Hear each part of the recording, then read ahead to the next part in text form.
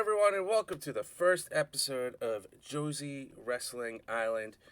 If you notice, we're missing a third person. Tristan lost his internet, got his internet back, but it's still like a little struggle, a little bit.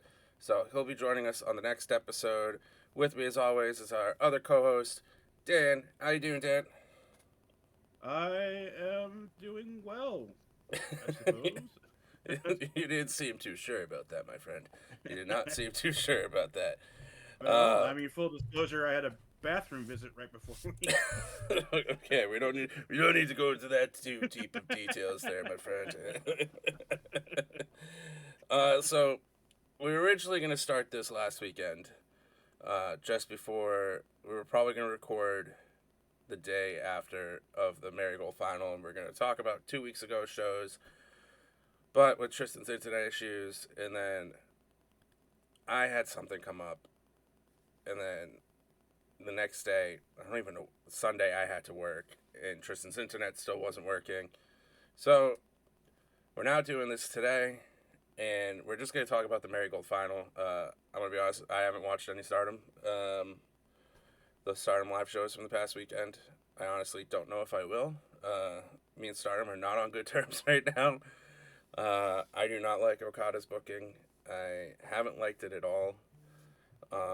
Hate is probably going to win the Sendai Girls World Tag Team Championships. I could see that fucking happening. I don't even know if we're supposed to swear on this, but whatever.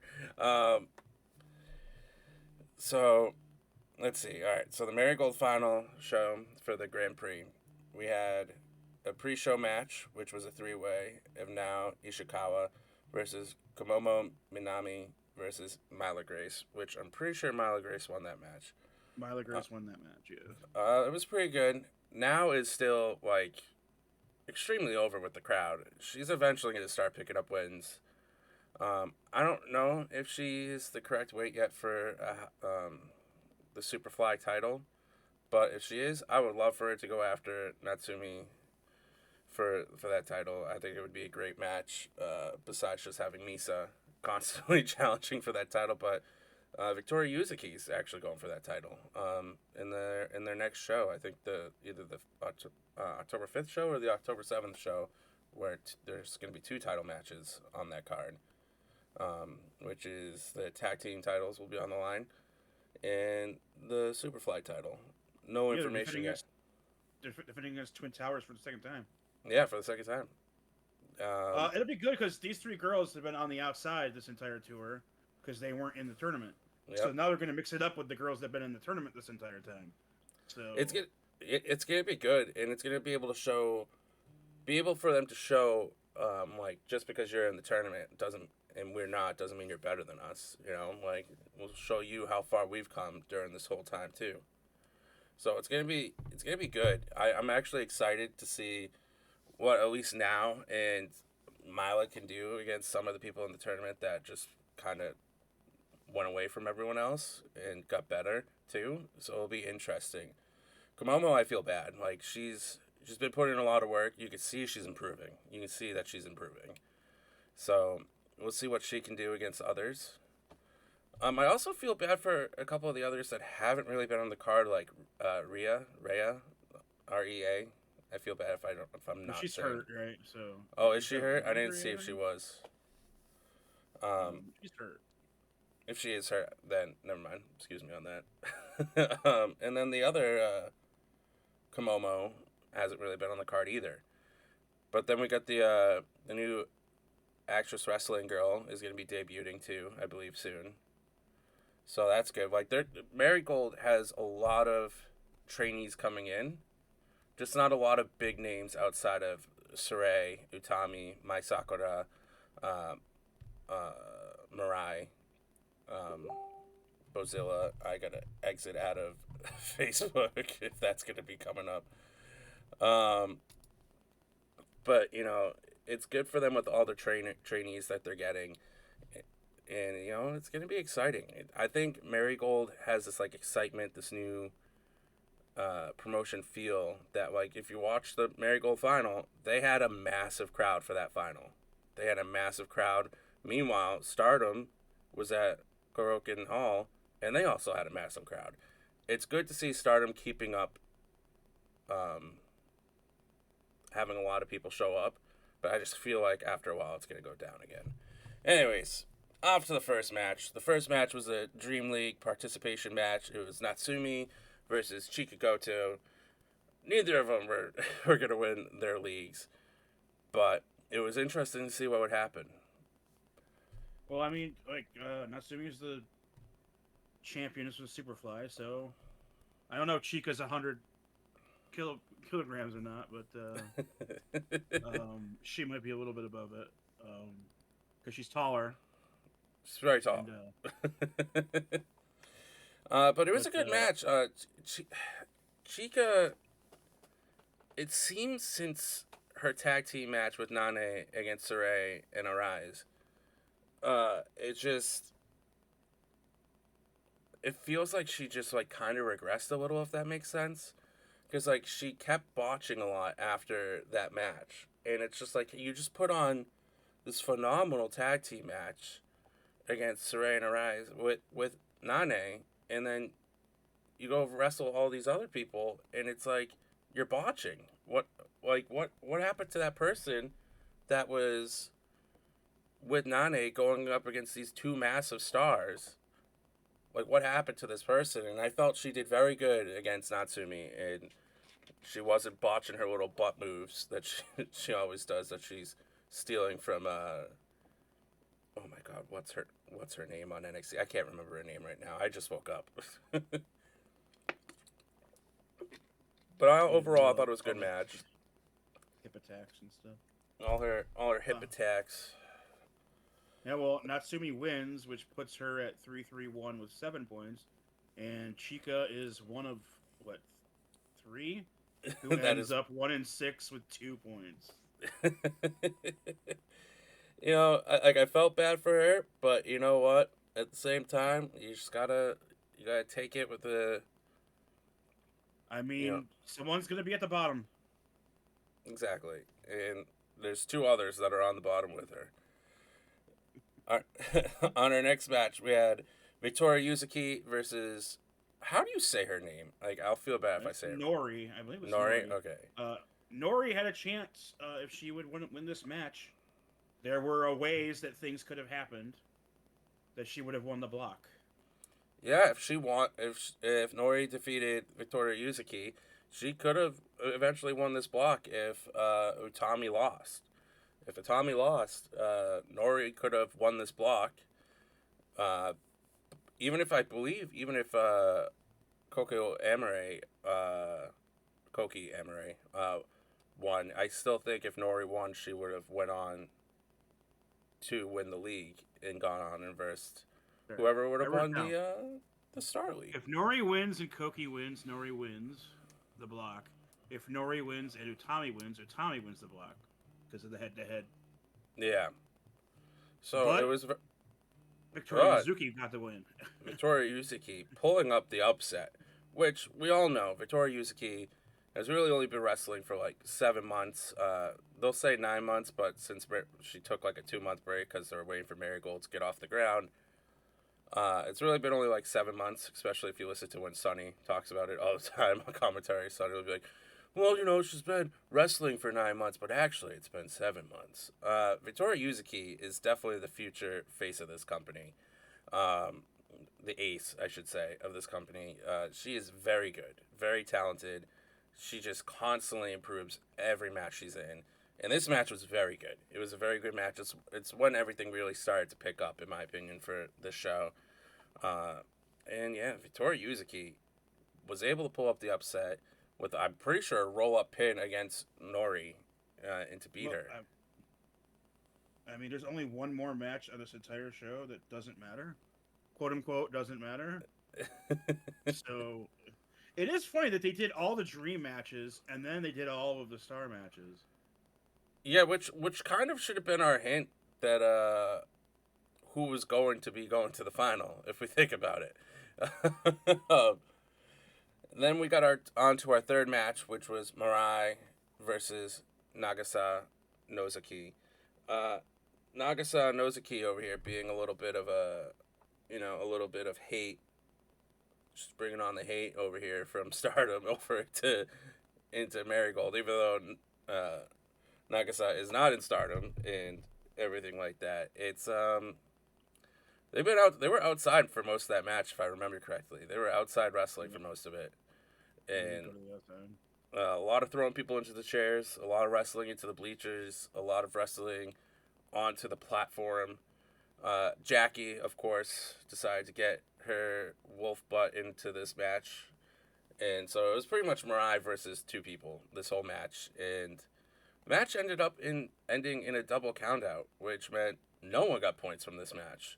And I believe Nagasa and Mirai both had a chance to kind of be in the running for for the league, I think, if like Utami and Kokuki drew and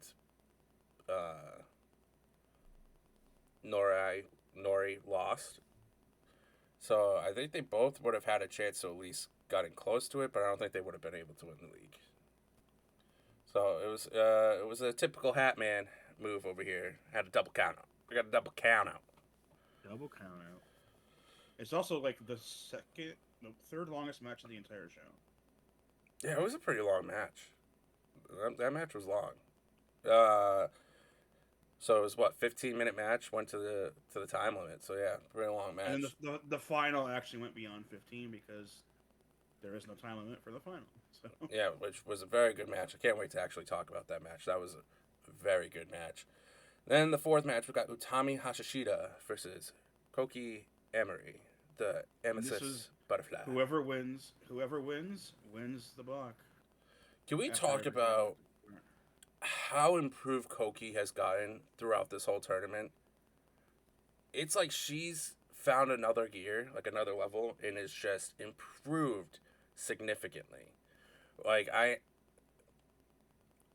was very critical with Koki because she wants to go to apparently WWE eventually down the line.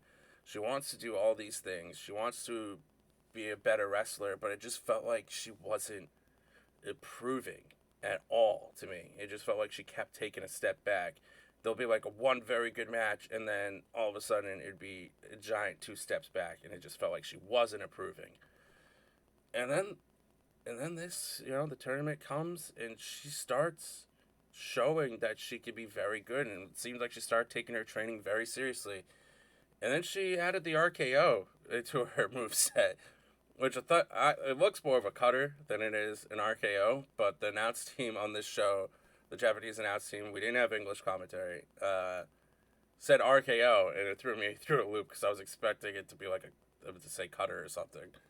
Or Ace Crusher, because that's where it came. Johnny Ace did it in Japan. But they said RKO, and I was like, ow, look at that. Utami. Back out, RKOs. Back out, back out. Utami, though, really stepped it up in this match. I thought, like, it's felt like, honestly, and it could be just Rossi doing it as a storyline, but it just felt like Utami was coasting. And then when she lost those 2 matches, she kind of felt like she stepped it up a bit. And then today, it felt like we got the old Utami back. It might be because of the haircut. That's what it was. It was probably the haircut. But well, yeah, because she, in the middle of the tournament, she put the extensions on, and then at the end of the tournament, she took it back off. Yeah, we had long hair Tommy for a short while. But Utami, dude, she is so strong. I think she lifted Koki up to do the what is it, the shining Baszler or the flaming Baszler? What's her move called with Shayna's name in it? Oh, I think. Oh man, I feel bad. I should know this. But I think she was a hear it in Japanese most often. Yeah, I believe it's. I want to say it's the flaming Baszler. If it's not, I'm sorry. I apologize. But it looked like she wasn't gonna be able to do it, and then she just like deadlifted Koki into the move, and it was just, it was beautiful. It was a great. It just goes to show like how strong Utami is, in my opinion. And then Utami, she has like 3 finishers. She That's does. the Japanese way. When you're a top Japanese star, you usually have two main finishers and one super finisher. So she has the Flaming Baszler. Um, then she has the like the razor, like the spinning razor's edge move that she does. And then her final one is just like a stalling, like which is her super finisher if we think about it. At least I think it is, unless the razor's edge one is. But she has like a stalling German suplex when her normal German suplex doesn't get the pin. She does like a stalling one where she holds them up there for a second and then just fucking slams them. It. I love that move. I just love Utami. Okay, but it was a great match. I wish I took notes throughout all this instead of just having the live chat to look at everything. Because I was taking notes for all the other matches, but I just wanted to enjoy the Marigold final. So the block ends with Utami on top with 10, Koki at 8, Nori at 8, and then Mirai, Nagisa, and Asumi all at 7, Victoria Yuzuki at 5, and Chika at the end. Now we're moving over into the Star League, which is the fifth match of the night. Moving over to the Star League's first match is Kazuna Tanaka versus Jackie. Kazuna, I believe at this point, is 0-5. She hasn't won a match yet. She has not won a match. And she was able to upset Jackie, I guess, if you want to take that, and was able to beat Jackie and was able to get her first win of the tournament. I believe this was a short match. Like, I want to say this was a pretty short match. It's mid for the night, I guess. 7:13 is what it says here on Wikipedia. There's a few matches that are 5 something and one that's 6 something. So I will say Kazuna Tanaka, just like Yuzuki, is the future of Marigold. What do they call themselves? Like the young stars or something. They're very talented. Kazuna, obviously being both the daughter. still in their first year. So, yeah. And her being the daughter of Tanaka, she's gonna her be. Mom was a Joshi as well. So yeah. She's very talented. Her kicks look like they hurt. Like they look like they hurt. Then we're gonna move on over to the sixth match, which is an important match because whoever wins, if Mai wins this match, it's Mai Sakura versus Misa Matsui. Mai could win the block potentially. Mai needs to win, and then for Bozilla to beat Saray. And I will say this is probably the best Misa actually has looked in this tournament. I thought this match was fantastic. Misa's just so damn good. And since the Julia match, it seems like everything has clicked for her to be a main event player. Mai has, honestly, most of her matches have felt like big time matches when she wrestles a lot of the big names, I should say, which would be like, yeah, obviously it's a big name match. But like she's been just on another level since that Julia match. And there was a lot of times I thought Misa was going to win this match. Like there was moments where Misa had the upper edge against Mai, and I was like, "Oh, is this gonna be the end?" Because Misa has this roll up that is like she puts her whole body weight in the roll up onto the legs, and I was like, "Oh, is this gonna be it? Is this gonna be the end?" Because like Misa usually wins her match with that roll up, and Mai was able to kick out, and then Mai was eventually able to pick up the win, but it was like, what was it, like a 10-minute match, 11-minute match? This one was. It's actually shorter than the match. Oh, never mind. But it was all about because my Sakurai. I think before the tournament, I think it might have been before the Julia match. She was training with Chono on how to do the STF. Yeah. And now that's her like big finisher now. Yeah,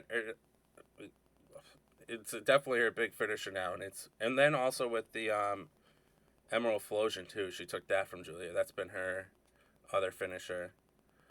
But yeah, Maya Sakura was able to pick up the victory. Was able to get the win over Misa, which was a fun, entertaining match. I really enjoyed the match. I would like to see them both go at it again with a little bit more time to see what could happen. Then we move on to our seventh match, which is Miku Anu versus Nane Takahashi, Miss Passion herself. This match was hard hitting. It was a hard hitting match. I've been saying it since probably like the third week of Marigold being around. I've been saying Nanae Takahashi has been the unsung hero of Marigold. I have been enjoying almost every single match Nanae has been in. I thought they've all been great.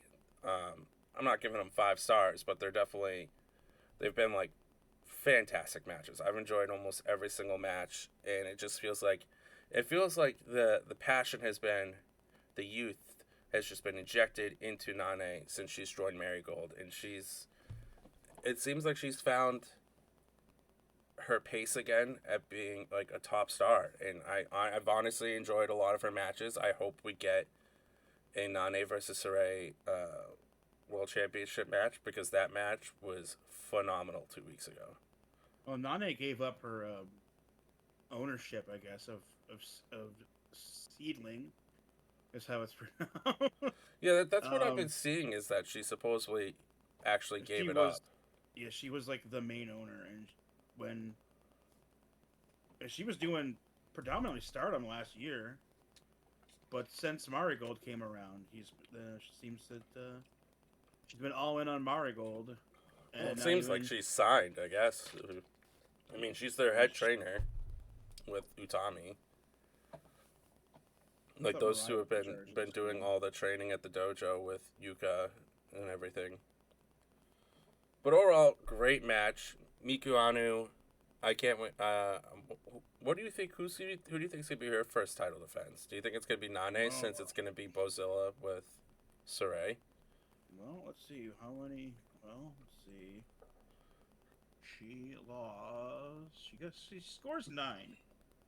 So she has people that beat her during the tournament that could ask for a title shot and probably get it. Bozilla beat her. Bozilla's the only one that beat her straight up.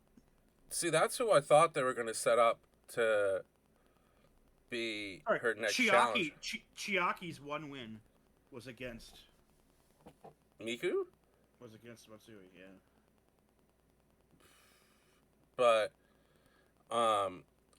I'm very curious to see who they set up to be her first challenger for her title. I think right now it looks like it should be Nane, since it seems like they're going to have Bozilla versus Saray.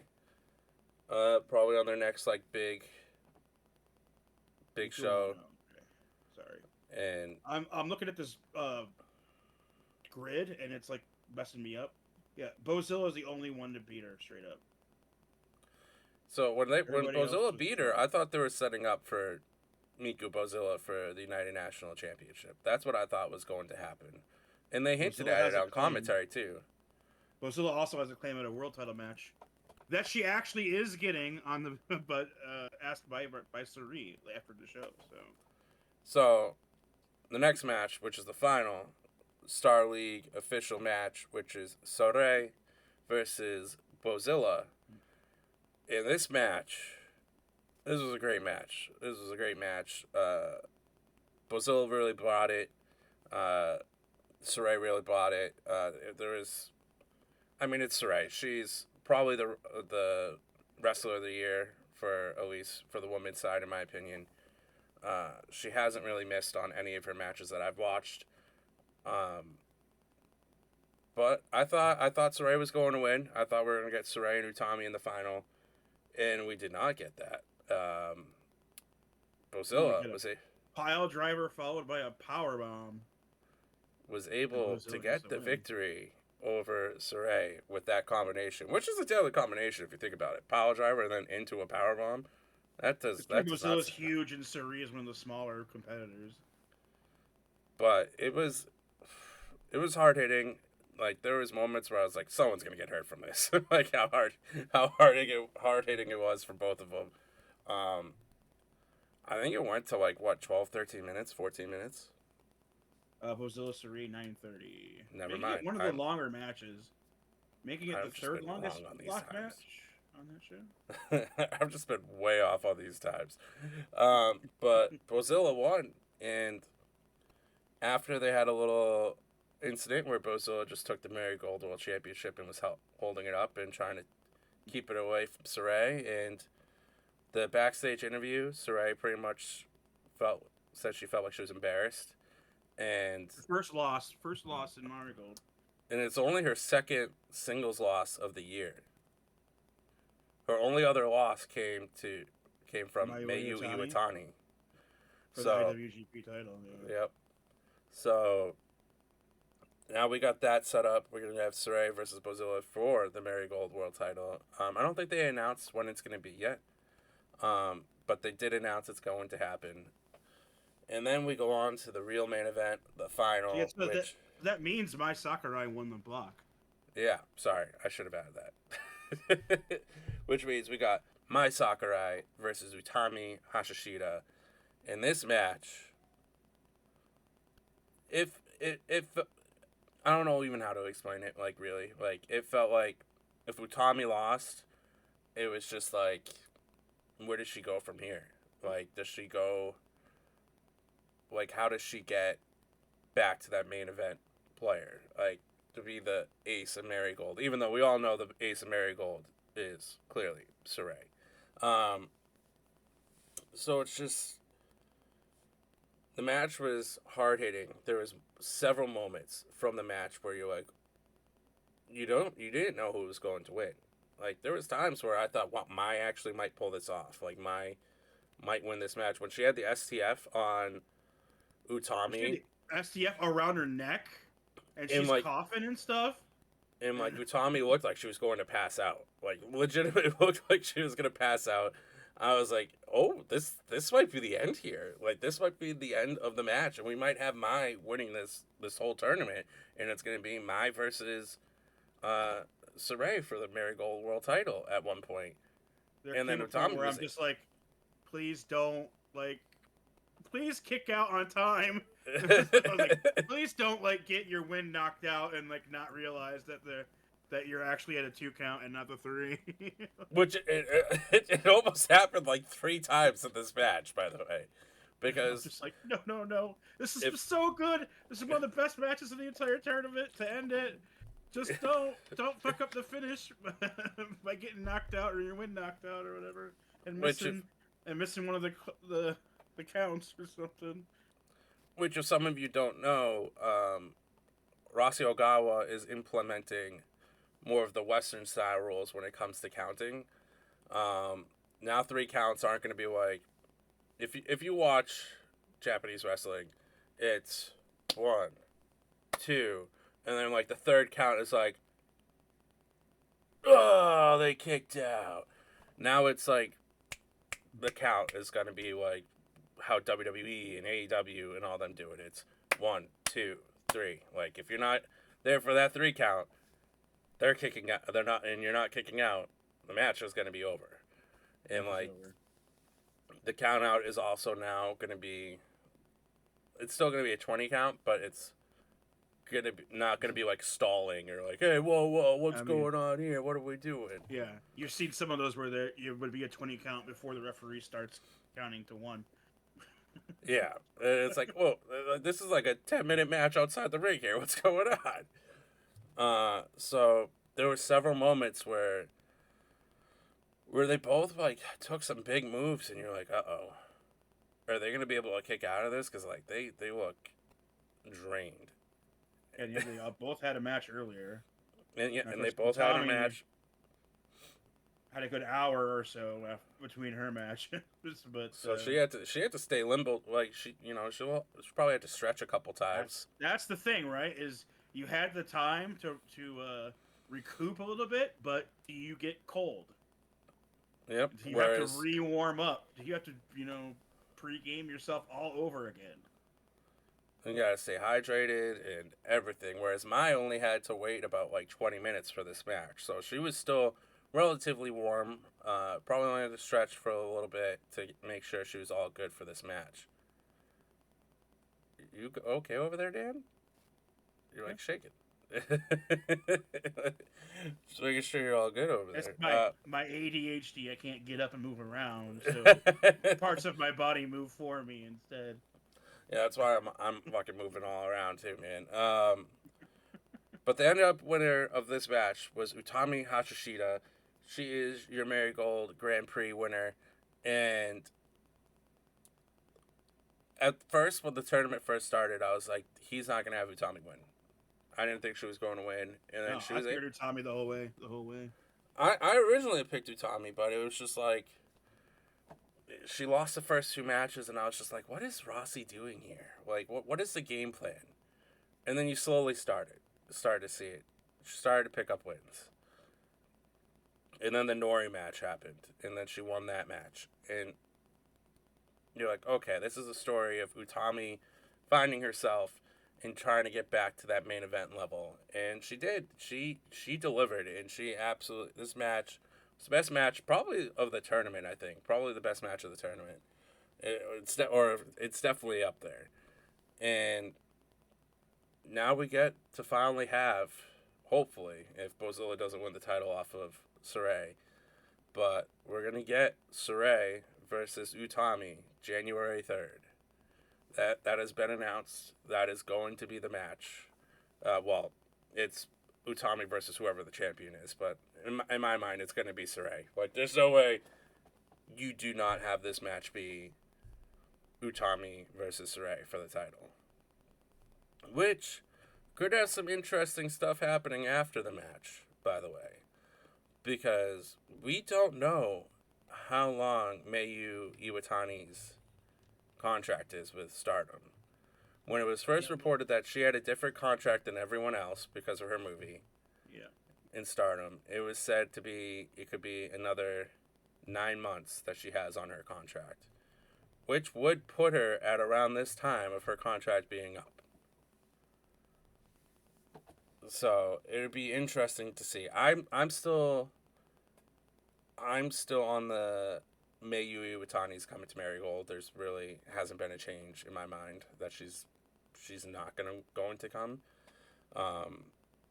The only thing I could see that slightly made me go was in a recent interview when they asked about her potentially signing overseas. She's like, if they offered me big money, and I can't say no to that.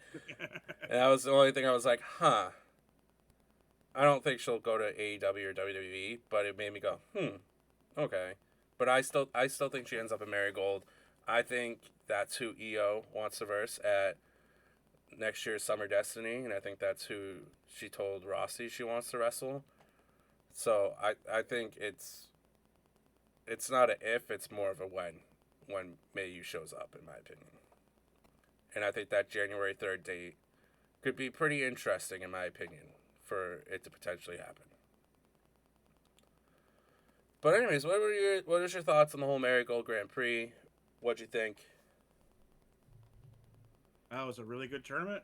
I expect next time there to be probably more people involved, or a 10 versus 10 on each side instead of the 8 this time. I'd be very curious to see if next year's tournament. I think we will see next year's tournament at least some type of NXT involvement. I think we'll see. With the rumors that NXT Level Up is potentially going away, Rossi says he wants to visit Julia in Orlando, which tells me more that's like when we're going to hear about a potential meeting between Rossi, Shawn Michaels, and Triple H. And, I should say not partnership, talent exchange is what WWE is calling it. And that's when I think we'll potentially see more, in the beginning of next year, more talks about potential female NXT talent heading over to do excursions into Marigold. There's some talent that have expressed interest of going over there, like Carmen Petrovich, who wants to go for the Superfly title. When she first saw the title announced, she was like, interested. So I do think we'll see more of WWE Marigold happening. I think it's just going to have to wait until next year for it to fully get off the ground, if that makes sense. But overall, I thought the tournament was great. I really enjoyed it. I'm going to be honest, I watched Marigold over Stardom for almost for every show, if they're going head-to-head, if they're live. What are your thoughts on Stardom right now? I mean, matches are still great. Some of the I'll say most of the matches are still great, but I I don't like his booking decisions. I'll just say I don't like Okada's booking decisions. I don't. I guess if you want to get rid of Queen's Quest to be kind of petty, okay, I get it. You want to put your own taste on it. Odotai changing to fucking the stupidest name I think in all pro wrestling for a faction right now. Hate. And then pretty much having everyone just join Hate. Like they're up to what, 9 members right now? So that's the issue when you only have one truly heel faction. They have 9 members, and one of them's hurt, out long term. I think she tore her ACL or something like that. Yeah, I think it was a pretty significant knee injury. So it's just the whole 5-star booking just really, in my opinion, really turned me off. It really turned me off from Stardom. You have Micah go undefeated. You have Tam just get her ass kicked throughout the whole tournament. Gets a title match anyways, World of Stardom title match.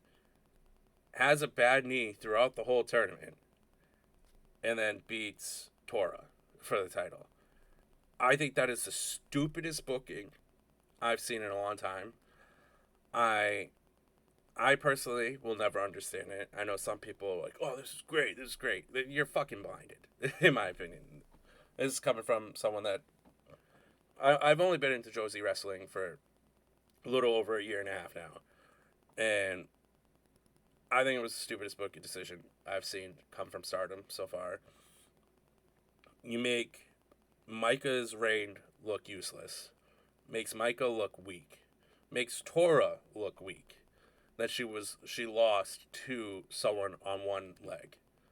And then when Micah wins the 5-star, she then loses to Tam on one bum leg. And it just makes Micah look weak, in my opinion. I don't think it's a good booking decision. I don't think you can even defend the booking decision. I think it was stupid. You could have set up the perfect storyline if you wanted to, where Saya could have won the turn of 5-star and ended up having to wrestle Nora for the title, where it could have been a whole story. I'm not Nora, Tora for the title, and it could have been a whole story where it could have been like Saya trying to take over the leadership of Hate. Could this be it? And you could have had it been where Saya wins the title, and it had been Saya the whole time trying to not destroy Hate, but become the leadership of Hate instead of Tora. You could have had this very great storyline and building going on, and instead you ruin it just to have the belt on Tam, who in my opinion doesn't need the title, who's holding is also holding the trios title right now. So that's my opinion right now. I think Okada's gonna eventually destroy the booking of that company, and you did see it for most of the year until the 5-star. The crowds for Stardom weren't good. They were very bad. And then the 5-star happened, and the excitement with the 5-star tournament. It'll, in my opinion, eventually we'll see the crowds go down for Stardom again. That's just my opinion. So I looked up about Fukigen death. She is ACL surgery out for a year, and that was from 2 months ago. So she's gonna miss all of next year too. So yeah, I'm not gonna lie, I was pretty blunt with that. I just haven't been a fan of Stardom. A lot of the time it just feels like a slog to watch their shows because they'll have like a 12-match card, and I'm just like, why? Why are we having 12 matches right now on a house show? You don't need this. But that's my thoughts on Stardom. I don't know if you want to add on to any of your thoughts with it. I mean, I'm not as hard, but I agree.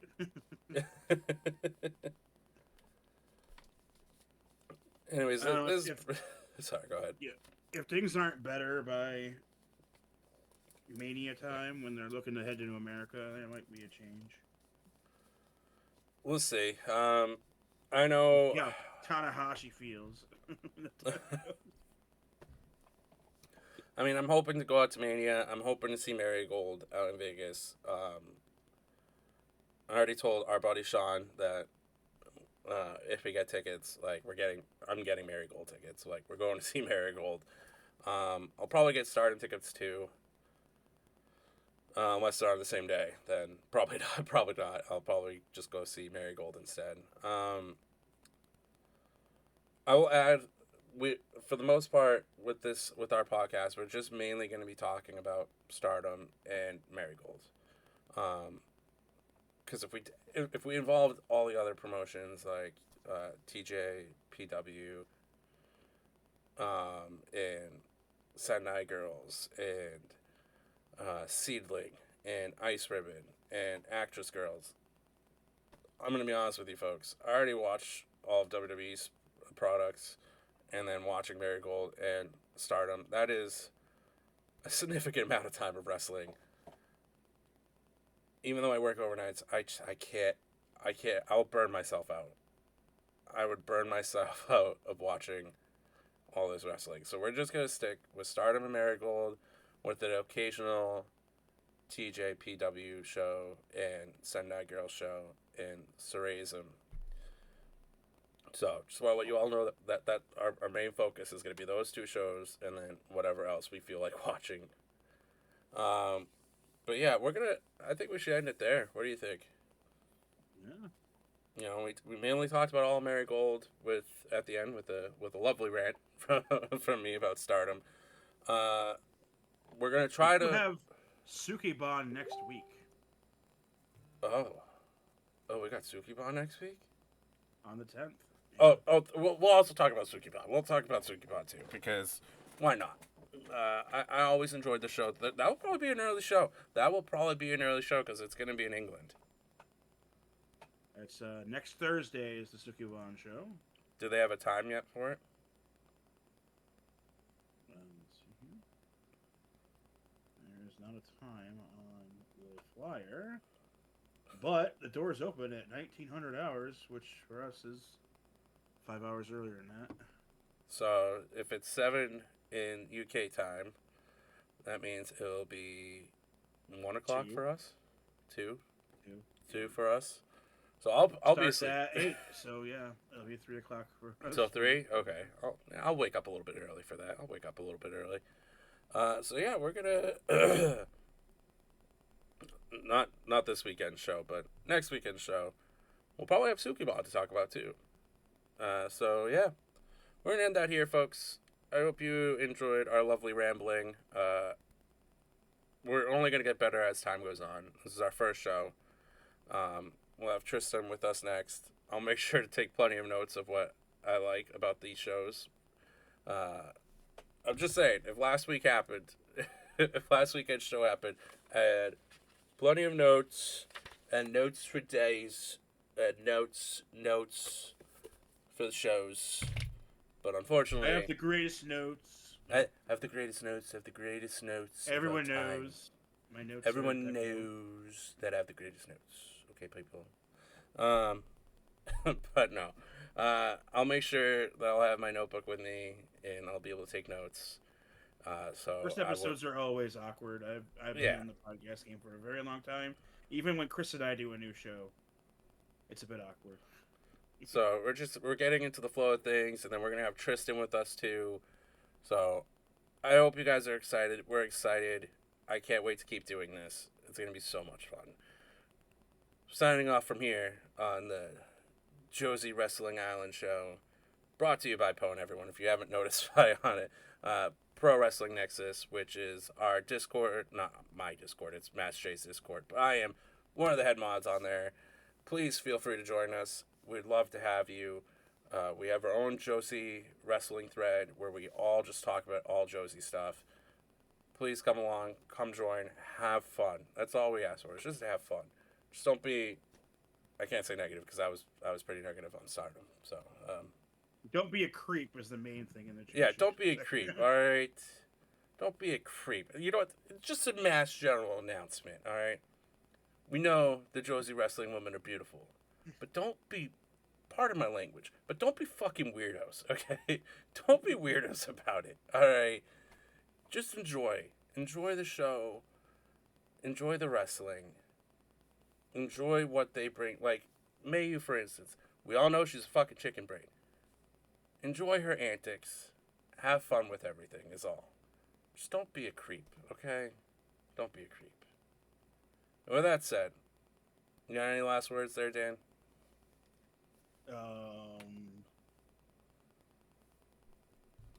What? Just any last words to say goodbye to everyone?